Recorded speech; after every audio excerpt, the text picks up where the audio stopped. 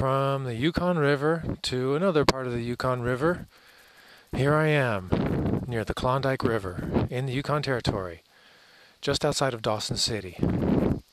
And it's been a pretty full day, and I don't know if it's evident from the video, but it's pretty wet out here. It's been kind of a wet day. I got a little wet, but that's all right. That's the way these things go when you're outdoors.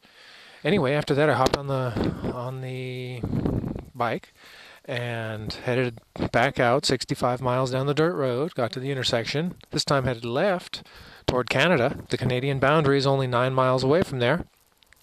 And there you get to the northernmost border crossing of the United States. And it is at what's called the top of the world highway.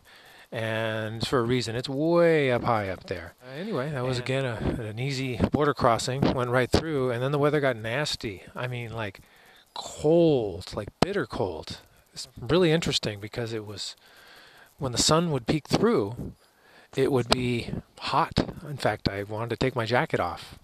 But then the sun would get obscured by clouds, and it would get really cold.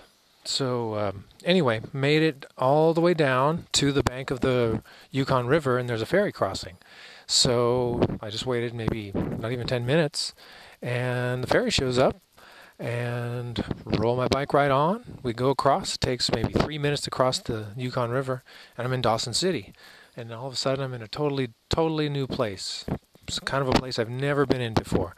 It is an historical landmark. It's been preserved by the Canadian government because it is left more or less the way it was during the time of the gold rush. So it's been preserved and repainted and maintained the way it looked back then. So anyway, I didn't have much of a chance to explore it. I just got there, had some dinner in a restaurant called, what's that bread again? Sourdough Joe's.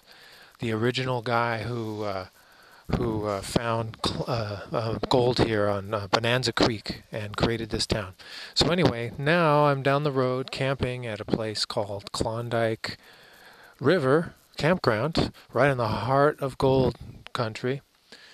And it's kind of dripping wet. So anyway, I am going to just kind of hang out the rest of the evening here. Hopefully tomorrow will bring sunnier skies. And I will investigate Dawson City more thoroughly tomorrow, and we'll see what it has to offer.